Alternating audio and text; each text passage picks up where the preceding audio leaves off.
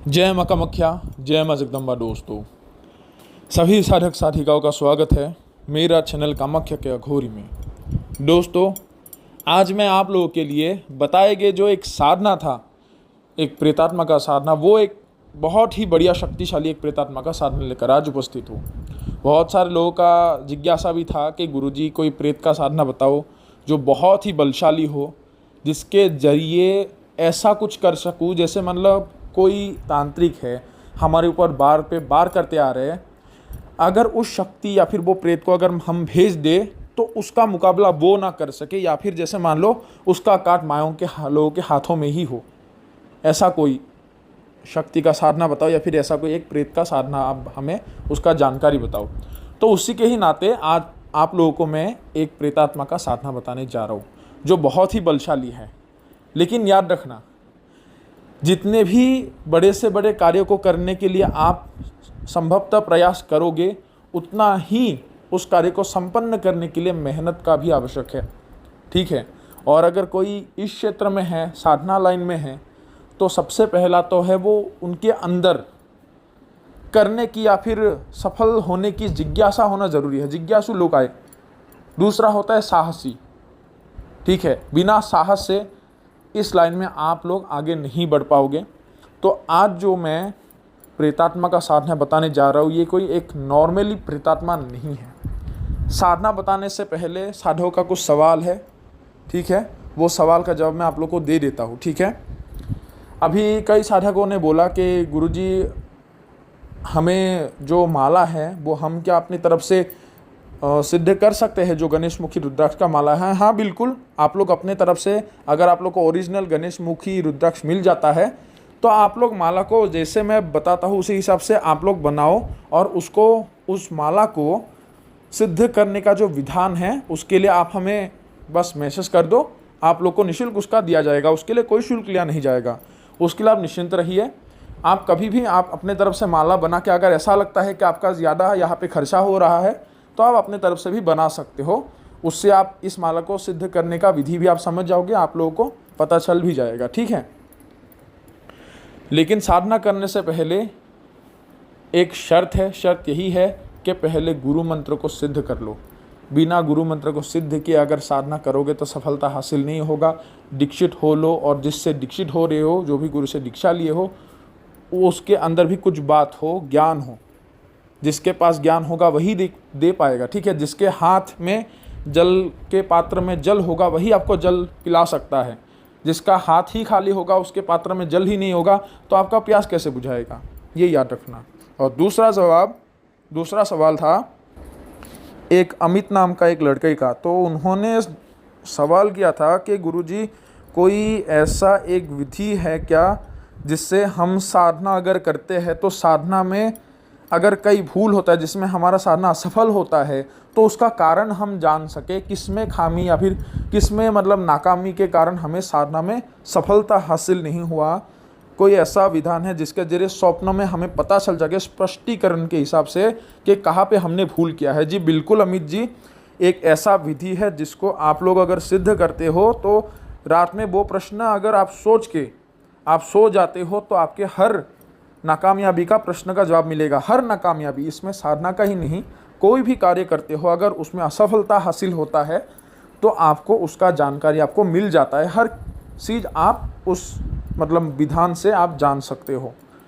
इसका विधान मैं ज़रूर बहुत ही जल्दी, मतलब आने वाले हफ्ते के जो दूसरा हफ्ता होगा उसमें आप लोगों को मैं डालूँगा अपने चैनल में। कम से कम 18-17 तारीख तक मैं डाल दूँगा, आप लोगों को पता चल जाएगा उसका विधान, सब लोग कर पाएगा।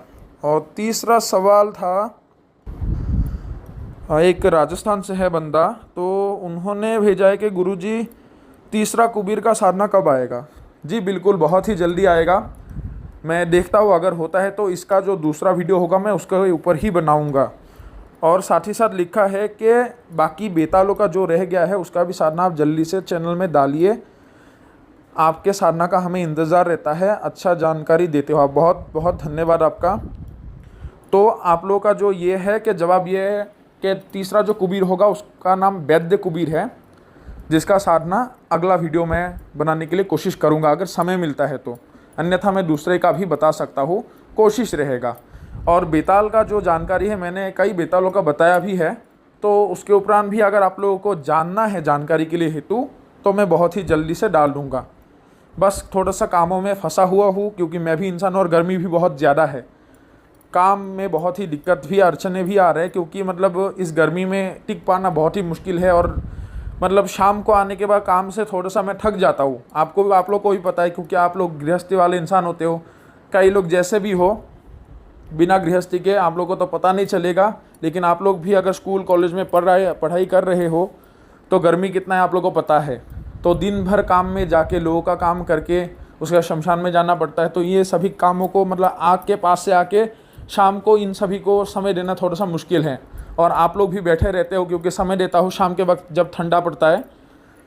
तो थोड़ा सा मुझे समय दो, मैं बहुत ही जल्दी से आप लोगों का ये जिज्ञासा को शांत अवश्य करूँगा, ठीक है। तो अभी जो प्रेत का जो साधना बताने जा रहा हूँ उसका विधान मैं आप लोगों को बताता हूँ। इस प्रेत का जो नाम होता है रक्तचीर प्रेत बोलते हैं इसे, ठीक है। इस प्रेत का नाम है रक्तचीर प्रेत।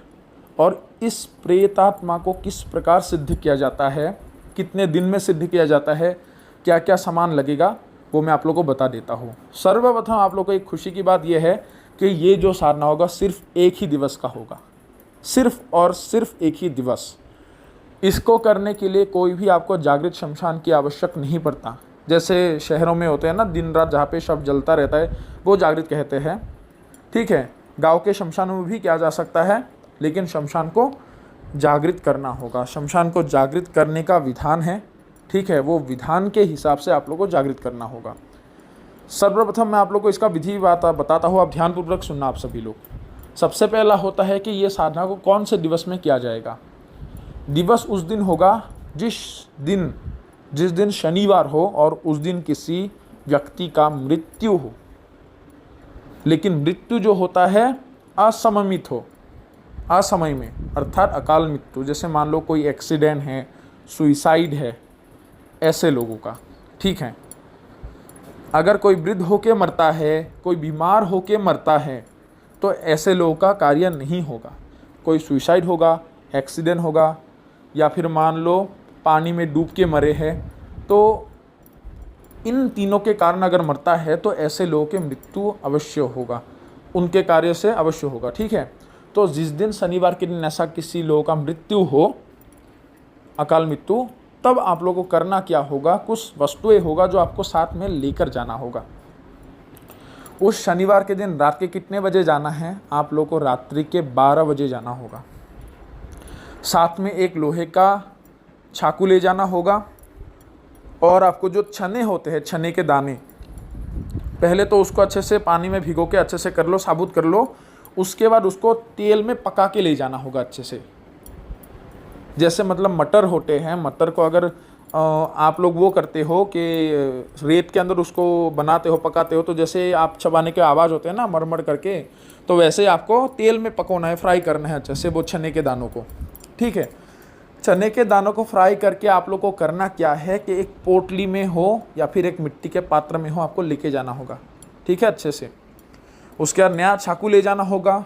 वस्त्र जो होगा आप लोगों का काला रंग का वस्त्र होगा, और जो माला होगा वो काले हकीक की माला होगा। उसके बाद आप लोगों को जो आसन होगा वो भी काला लेना है, ठीक है। तो ये चीज़ें आप बस लेके जाओ। और सामने दिया जलाने के लिए दिए जो आप लोगों को जलाना होगा वो सरसों के तेल से जला सकते हो, कोई दिक्कत नहीं है। सरसों का तेल या फिर तिल का तेल का दीपक जला दो, ये दोनों का आप लोगों का चल जाएगा। तो ये सामान आप लोगों को लेके जाना होगा शमशान घाट। एकाएक सीधा करेक्ट 12 बजे आप लोगों को उस जगह में पहुंच जाना होगा, ठीक है।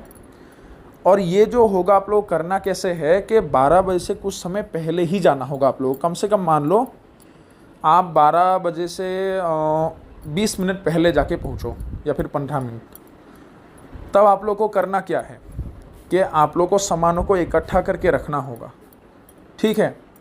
इकट्ठा करके उस दिन आप रखोगे, लेकिन याद रखना अभी यहाँ पे एक है कि भोगों का कोई भी सामग्री आप लोग को साथ में ले जाना नहीं है, क्योंकि उस रात्रि को, जैसे मान लो शनिवार के दिन किसी को जला दिए, रात्रि में आपको जाना होगा, ठीक है। रात्रि में जैसे ही आप चले गए तब आपको करना क्या है कि के सामानों को सामने रख के सुरक्षा घेरा खींच के आपको आसन लगाकर बैठना होगा। और उसी बैठक में आप लोगों को भैरवी देवी के एक मंत्र है जिसको आप लोगों को भैरवी देवी को पूजा करके उनके मंत्रों का एक माला जप करना होगा, मतलब 100 बार जप। ठीक है, तो एक माला जप करने के बाद आप लोगों को करना क्या है कि जो प्रेत होते हैं वो प्रेतों का आवाहन होते हैं। उसके लिए तब आपको करना क्या होगा, वो सुरक्षा लाकर भैरवी देवी का मंत्र पढ़ लिए। उसके बाद आप लोग को शरीर को बंधन करके आप लोगों को वो नया जो चाकू ले जाओगे, नया चाकू से आप लोग के दाएं हाथ का जो तर्जनी उंगली है या फिर बुढ़ा उंगली है उसको चीर के उसका 7 बूंद खून, जहाँ पे शमशान में जहाँ पे राख जमा होते हैं, जहाँ पे लोग को जलाते हैं ना, जिसमें लोग को जलाया गया है उस दिन, उस लोग को जलाने के राख के ऊपर वो 7 बूंद खून आप लोग का वहाँ पे डाल देना है। और वो डालते समय हर एक बूंद में एक मंत्र होता है जिसको आप लोगों को बोल के प्रेतों का आवाहन करना है और चारों दिशाओं में फूंक मार देना होगा। ठीक है, क्योंकि ये रक्त से बुलाने वाला प्रेत है इसलिए होता है रक्त चीर प्रेत। अब समझ आए आप लोगों को, आपके ही रक्तों से वो उसको जागृत किया जाएगा। तो उसके बाद जैसे ही आप उस राखों में वो मंत्र को पढ़ के आप खून डाल दोगे, उसके बाद आप लोगों को फिर से अपने आसन में आके आप लोगों को जप करना होगा। इस बार सुरक्षा घेरा जो गोल घेरा है वो लगाना नहीं है, बस शरीर को सुरक्षित करना है। और तब आप लोगों को करना क्या होगा, निर्वस्त्र होना होगा। इस बार पहले तो कपड़े पहन के आपने जप कर दिए, इस बार आप लोगों को बस कपड़ा उतार देना है पूरी तरह से, एक मतलब सूटा धागा भी नहीं होना चाहिए शरीर में। तब आप लोगों को करना क्या होगा, भस्म ले जाना होगा। भस्म आपको इसमें आवश्यक होगा, साधना करने से पहले ही आप लोगों को मतलब कलेक्शन करके रखना होगा। भस्म जो भस्म होगा वो मरे हुए व्यक्ति का ही राख होना चाहिए और संस्कारित किया जाना होना चाहिए। अगर किसी को भस्म संस्कारित करना नहीं आता है तो हमसे विधि ले सकता है। उसी प्रकार आपको संस्कारित भस्म का तिलक धारण करना होगा, अर्थात उसमें एक तिलक लगाना होगा कपाल में, और तिलक धारण करने का एक मंत्र है। ठीक है, वो मंत्र को पढ़ के आप लोग को तिलक धारण करना होगा। उसके बाद आप लोगों को प्रेत तो आवाहन हो गया, उसके बाद प्रेत का एक मंत्र है जिसको आप लोगों को 21 माला जप करना होगा उसी जगह में बैठकर। लेकिन याद रखना, इसमें एक बात है कि मैंने एक बात बोला है प्रथम ये साहस की आवश्यक है। प्रेत साधना में साहस की बहुत आवश्यक है। ये जो प्रेत होगा ये प्रेतराज से कुछ पग नीचे होता है, लेकिन इतना बलशाली है, ये मायाओं का एक ऐसा विद्या है, बताने जा रहा हूँ, जो मतलब आप समझ सकते हो कि ब्रह्म प्रेत के समान ही ये शक्तिशाली प्रेत है। ठीक है, तो आप लोगों को 21 माला मूल मंत्रों का जप करना होगा। उसमें दिया को जला लेना है पहले ही, तो दिया को जला के बस आप लोगों को ध्यानपूर्वक ध्यान लगा के प्रेत को मन से आवाहन कर रहे हो कि आओ आप। ठीक है, उसके बाद बस प्रेत मंत्र को आप लोग को जप करते रहना है। उसी टाइम आपको आवाज़ दे सकता है, वो आपका नाम बोल के आवाज़ दे सकता है। कैसे, मान लो आपका नाम सुरेश है, सुरेश इधर आ, मेरे पास आकर बैठ। और आवाज़ कहाँ से आएगा, जहाँ पे आपने खून, जो आपने 7 बूंद खून डाला है उस राख के वहाँ से आएगा आपको आवाज़। तो आपको उसका प्रत्युत्तर नहीं देना है। ठीक है, जब करते रहना है। उसके बाद वो आपके सामने अकस्मात आके खड़ा भी हो सकता है। और कई लोगों का सवाल होता है कि गुरुजी जब के टाइम में आंखें खोल सकता हूँ। आपको अगर मेरे तरफ से आप रास्ता पूछते हो तो रास्ता यही बताऊंगा कि जब जप करते हो तो आंखें को बंद करके ध्यान बस मंत्रों में लगा के जप करो। एक माला पूरा हो जाए तब एक बार आंखें खोल के झपका के देखो, पलक झपका के। उसके बाद फिर से आंखें को बंद करके मंत्रोच्चारण में ध्यान लगाकर आप पढ़ते रहो। चारों तरफ जो भी मार पीट, हल्ला चिल्ला शोरगुल जो भी हो जाए, कोई मर रहा है, कोई काट रहा है, चिल्ला रहा है, दर्द में है, चीख रहा है, दौड़ रहा है, दौड़ने दो, उसमें नज़र नहीं करना है। बस आपको मंत्रोच्चारण में ध्यान करना है, बस यही आपका लक्ष्य है, यही आपका तब का कर्म है। तो जैसे ही ये चीज़ करते रहोगे तो आखिर माला से मतलब पहले ही वो खड़ा होके आपको बुलाता रहेगा कि आओ मेरे साथ भोजन करने के लिए। उसके बाद ये जो रक्तचीर प्रेत है ये खाते क्या है, ये जो खाता है तामसिक वस्तु ही इसका सेवन है, जैसे बकरा, उसके बाद मुर्गा, इन चीज़ों का ही मीट, उसके बाद दारू, मछली, कच्चे अंडे, ये उसका भोग होते हैं। ठीक है, लेकिन उस दिन आपको जो बुलाएगा भोजन में, वो बोलता रहेगा कि भोजन करने के लिए आओ मेरे साथ। तो भोजन क्या करेगा, जो शनिवार के दिन मरे हुए व्यक्ति होते हैं, ये जो प्रेत होते हैं, ये उस व्यक्ति का बचा कुचा जो मांस और जो हड्डी का टुकड़े होते हैं, अस्थियाँ होते हैं, उसको चबाता रहता है। तब तो आप लोग को बुलाएगा कि आओ मेरे साथ भोजन करने के लिए, तो आपको जवाब देना नहीं है। तो जैसे ही आपका 21 माला पूरा होगा, वो गुर्रा के उठेगा, तू आएगा या नहीं। तो उसी में ही आपको जैसे 21 माला पूरा हो जाता है, तब उनको प्रणाम करना है कि महाराज मेरा प्रणाम आप स्वीकार करो। तब बोले कि इतने समय से तुझे मैं यहाँ से आवाज़ करो, तू जवाब क्यों नहीं दे रहा था। ऐसे आपको प्रश्न पूछ सकता है, बहुत कुछ बुरी तरफ से थोड़ा सा आपको धमका सकता है। तब बोलना है कि आपका ही मैं भक्ति में लीन था, आपका ही भक्ति कर रहा था, तो आपको अगर उसमें क्रोधित हुए हो आप हमसे, तो हमें क्षमा कीजिए, ठीक है। वो तब जाके कहाँ पे प्रकट होगा, आपके ज़्यादा सामने, एकदम मतलब आखिर टाइम में वो उस जगह में बैठा रहता है जहाँ पे उसका राख है। और राख से आप ज़्यादा दूर में ना बैठो, 3 कदम या फिर 6 कदम, 3 कदम, 5 कदम या फिर 7 कदम, मतलब बेजोर करके कदमों के हिसाब से दूरी में आपको बैठना होगा, ठीक है। उसके बाद आप लोगों को करना क्या है, जैसे ही वो उसमें दिखे तो आप क्या देखोगे, आंखें खोल के। एक बात याद रखना, अक्सर साधक लोग इस विधि को करने से डरते तब है जब आखिर टाइम में प्रेत थोड़ा सा गुर्रा के बोलते हैं या फिर क्रोधित अवस्था में वो दिखाई देते हैं, ठीक है। अभी कई हमें बोलेगा कि गुरुजी स्वरूप किस हिसाब से आएगा। अभी आप लोगों को मैं कौन से स्वरूप में बोलूँ, जिसका कोई शरीर नहीं है, उसका कोई रूप ही नहीं है, वो कोई भी रूप धारण करके आ सकता है। जिसके पेट में आंखें हो, जिसका मुंह ही ना हो, जिसका पैर ही ना हो, हाथों से सार हाथी हो, वो हाथों से चल के आ रहा है, ठीक है। कोई सा भी एक भयंकर शक्ल वो इख्तियार कर सकता है, अर्थात उसके आवरण के हिसाब से बना सकता है जो धारण करके आएगा। तो हर लोग का होगा, अगर मन में साहस है, ठीक है, शरीर तो सुरक्षा है ही, वो आपको नुकसान नहीं करेगा तब, क्योंकि शरीर सुरक्षा होगा, तो वो करके आपको बुलाएगा। और उसके बाद वो चुपचाप वो बोल के आप जैसे उनके पास जाओगे, वो उसको आप देखोगे, तब वो दृश्य आप देखोगे जो मैंने अभी अभी बोला है कि वो आप कौन से चीज़ को ग्रहण करते देखोगे कि जो बचा कुचा हड्डी होगा, जो अस्थिया होगा, वो खाता रहेगा चबा चबा के, खटक खटक करके आवाज़ आएगा, पूरा खाता रहेगा। मतलब कोई कुत्ता मीट को खा रहा है, मांस को खा रहा है, इस प्रकार। और जहाँ पे भी वो विराजमान होता है वो प्रेत, एकदम से मांस का सड़ा हुआ भद्दा सा बदबू, जला हुआ बदबू, वही आपके आसपास, मतलब जैसे नाली का थोड़ा सा गंदा बदबू होता है नाले का, तो ऐसा बदबू आएगा। लेकिन तब थोड़ा सा सहन करना होगा साधक को, ठीक है। तो जैसे ही इस चीज़ को सहन करके देखो वो बैठा रहेगा, तब तुम्हें भी बोलेगा कि तू भी खा। तो आपको बोलना है कि घर से लाया हुआ मेरा प्रसाद है, बना के लाया हूँ मैं, वो खाता हूँ। अभी आपको अगर वो खाने के लिए बोलेगा तो मरे हुए शव के आप तो हड्डी मीट तो नहीं खा पाओगे। तो आपको एक चीज़ मैंने लाने के लिए बोला था ना आप लोगों को थोड़ी देर पहले ही विधान में, कि छने को आपको पका कर लाना होगा, ठीक है। तो वो छने को आपको करना क्या है, वो पोटली से निकाल के आप लोगों को थोड़ा थोड़ा करके चबाते रहना है, और वो भी वो हड्डी को चबाता रहेगा। उसके बाद जब आप वो पोटली को खोलोगे, उसके वो खुशबू से वो पूछेगा कि मुझे भी थोड़ा दे, ठीक है। वो आपसे मांगेगा कि हमें भी दो जो तू ये खा रहा है, क्या है ये। बोलेगा कि ये छने हैं जो मैंने अपने घर से बना के रखा हो, आप भी इसको ग्रहण करना चाहते हो तो आप ले सकते हो, ठीक है। तो एक मुट्ठी आपको थोड़ा सा दे देना होगा उस प्रेत को, ठीक है। तो और उस टाइम में वो प्रेत उसको ग्रहण करके प्रसन्न होगा, और तब आपको बोलेगा कि क्या तू मुझे और ये भोग खिलाएगा। ये बात आने देना होगा, ठीक है। ये जो विधि होगा, जितना आपको उच्च पटांग सा लग रहा है उतना है नहीं, क्योंकि बात करते टाइम हर लोग डर जाते हैं।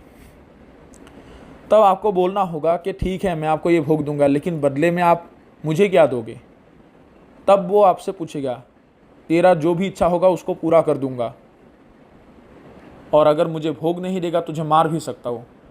अगर प्रश्न करे तो बोलना है कि अगर मैं मर गया तो ये भोग आप कहाँ से लोगे, ठीक है। तो वो थोड़ा सा इसमें हंस भी सकता है, गुर्रा भी सकता है, लेकिन आखिर में आके वो मान जाता है, बोलेगा कि ठीक है बता भोग के लिए क्या चाहता है तू। बोलना है कि आप हमें वचन दीजिए, तो उससे वचन लेना है। इस प्रेत से 5 वचन लिया जाता है साधकों को, ठीक है। साधक इससे 5 वचन लेते हैं, 5 वचनों में ये प्रेत बन जाता है। और उसके बाद आपको छने को चबाना नहीं है, जो बाकी का पोटली में रह गया था वो पोटली उस जगह में आपको रख देना है और वो प्रेत उसी को ही ग्रहण कर लेगा तब, ठीक है। लेकिन प्रथम प्रथम वो आप उसको उसी राख के ऊपर बैठा दिखोगे। लेकिन असल में देखने में अगर स्वरूप की पूछो तो इसका क्या होता है, निर्वस्त्र होते हैं, नंगे होते हैं, ये चीज़ें पूरे काला रंग के होते हैं, ठीक है। और सूक्ष्म शरीर होते हैं इसका। मतलब मान लो एक कोई इंसान है, उसको मतलब वो मर ही चुका है, अगर उसको सड़ने के लिए दोगे, ठीक है, 1.5-2 महीना जैसे उसका हड्डी का चमड़ा एकदम सूख जाएगा, तो ऐसा होता है प्रेत का थोड़ा सा स्वरूप। इतना समझ लो, पूरी तरह से निवस्त्र होते हैं, आंखें आंखें पूरा निकल आते हैं, ऐसा थोड़ा सा स्वरूप है जो हमारे एक्सपीरियंस है उसके हिसाब से बता रहा हूँ आप लोगों को। और ये भूल मत करना कि उसी रूप में ही आएगा, कि गुरुजी बता दिए तो वैसा ही होगा तो हम कर लेते हैं। दूसरा भी आ सकता है रूप धारण करके, रूपों का कोई ठिकाना नहीं। तो जो अक्सर होते हैं, अक्सर देखा गया है, तो ऐसे रूपों में होते हैं प्रेत।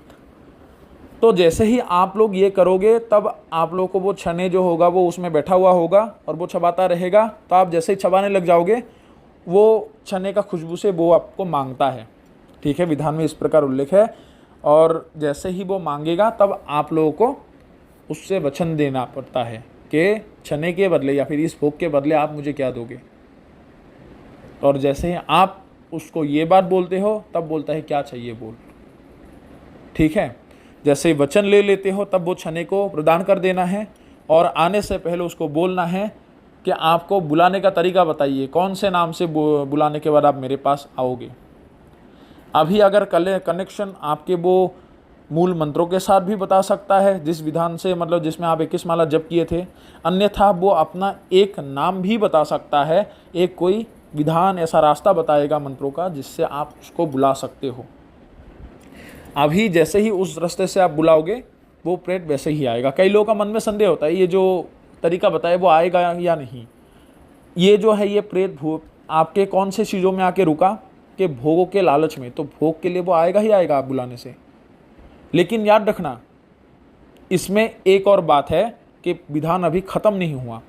जिस दिन भी आप उस प्रेत को शमशान से बुलाकर लाओगे तब एक बात है, इस प्रेत को जब मायाओं के लोग चलाते थे तो स्थान देते थे।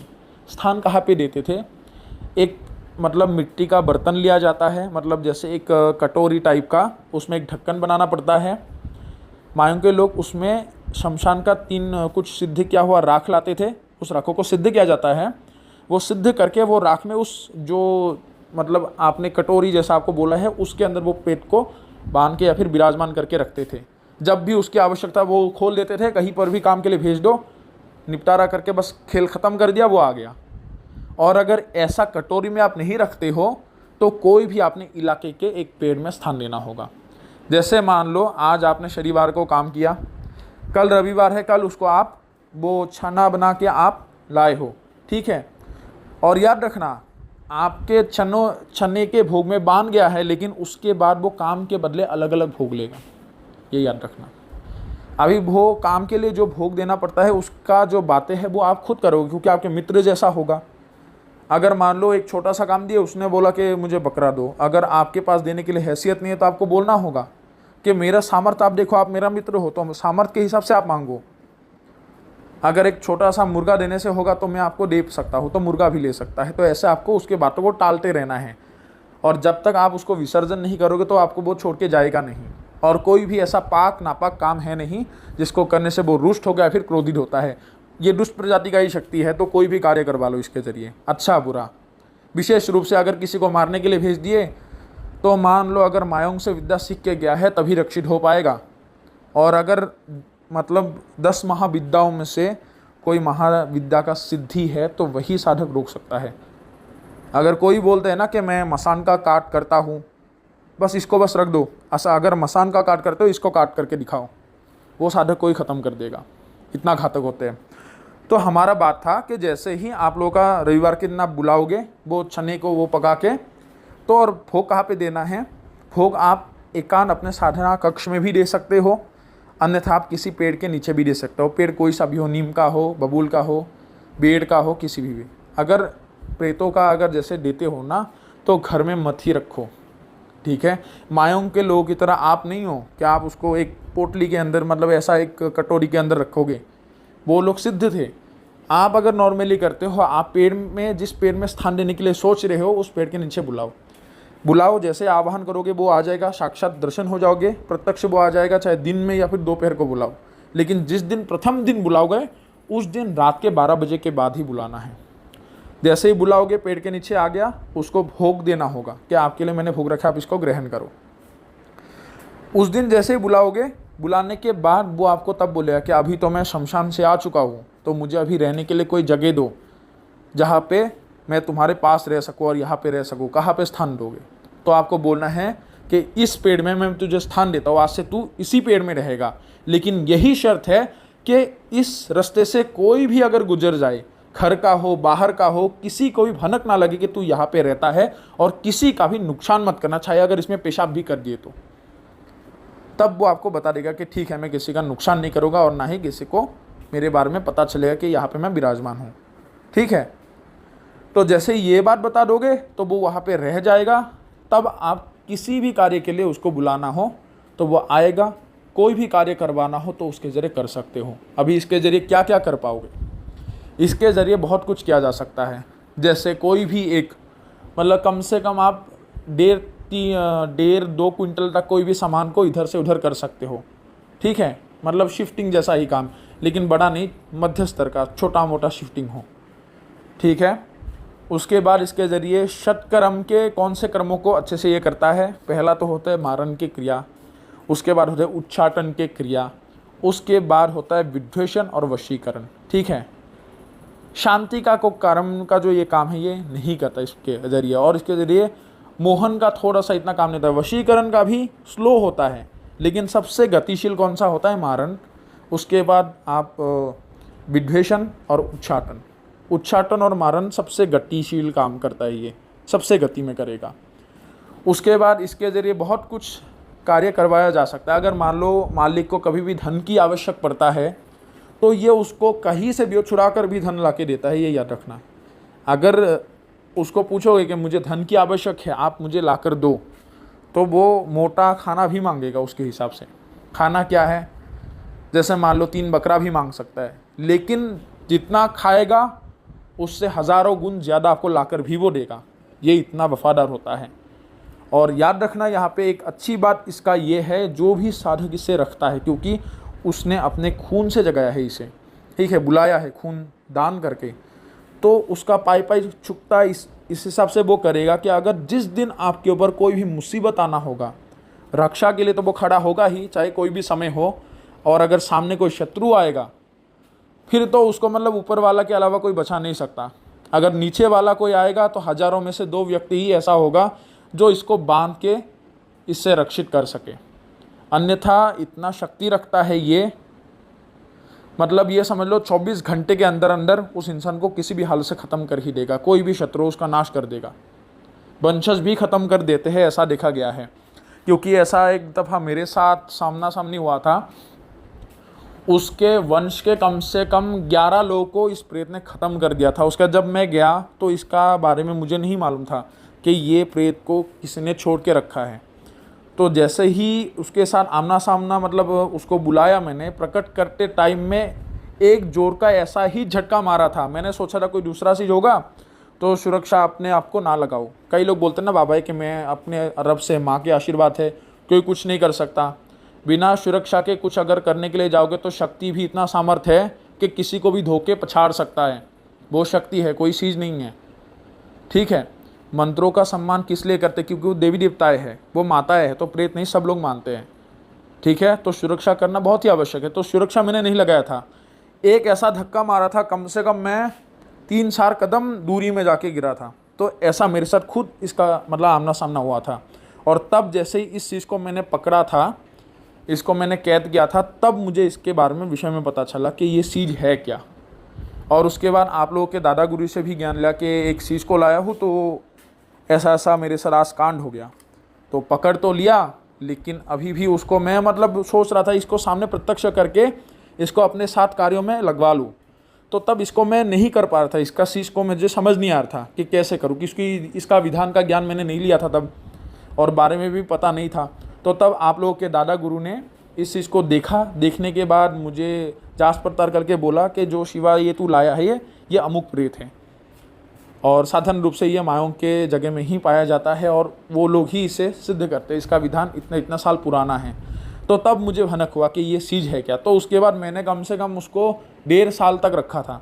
उसके बाद जाके मैंने इसको विसर्जन किया। अभी मेरे साथ नहीं है, सही बताऊँ तो।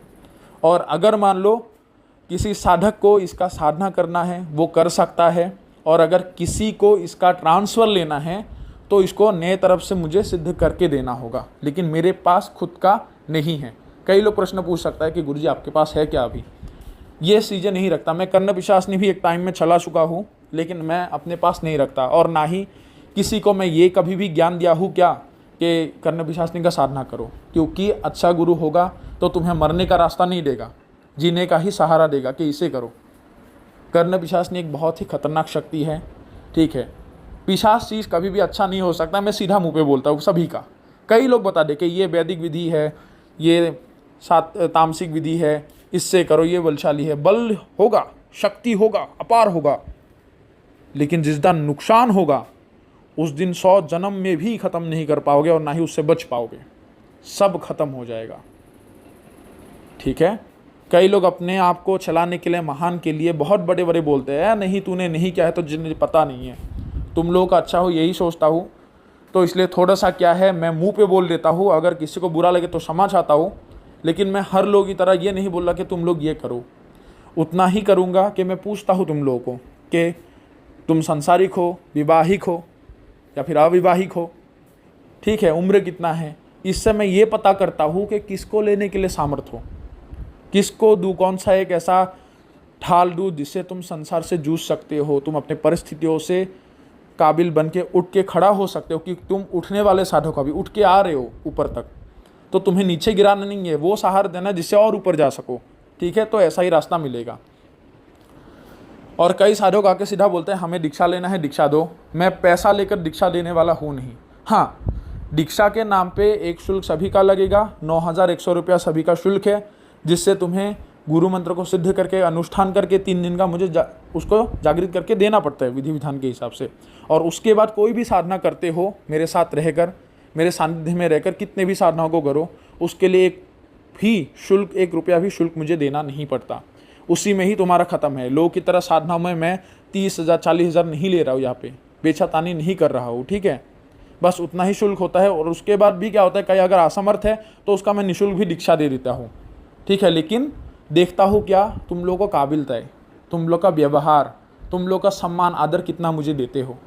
अगर मुझे प्रसन्न, मेरा मन प्रसन्न हो गया तुमसे, तुम्हारे व्यवहार से, तुम्हारे समर्पण से, भक्ति भाव से, तो मैं निःशुल्क ही करा दूंगा। उसमें बात यहाँ पे पैसों की नहीं आता है, ठीक है। कई साधक आके घूम भी चुके हैं या फिर लौट भी जा चुके हैं, क्योंकि मन के हिसाब से नहीं निकला वो शिष्य, तो मैं कैसे रख सकता हूँ, कैसे ज्ञान दे सकता हूँ, ठीक है।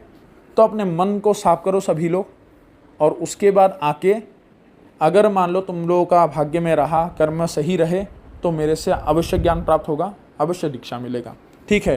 तो दोस्तों कैसा लगा आप लोग को आज ये साधना की जानकारी। थोड़ा सा लंबा भी हो गया वीडियो समझाते समय, क्योंकि मेरा थोड़ा सा लंबा होना ही है, क्योंकि मैं कोई भी बात नहीं रखता जिससे तुम लोग को दूसरे दफ़ा समझाना पड़े, तो इसी में ही तुम लोग समझ जाओ, ठीक है। तो मैंने तो बोल ही दिया है, अगर किसी को ये साधना करना है तो जानकारी सुन लो, उसके बाद मुझसे संपर्क करो, ठीक है। तो साधना आप लोगों को दीक्षा देने के बाद, दीक्षित होने के बाद साधना बताया जाएगा, ठीक है। और अगर किसी को ट्रांसफ़र लेना है वो ट्रांसफ़र भी ले सकता है।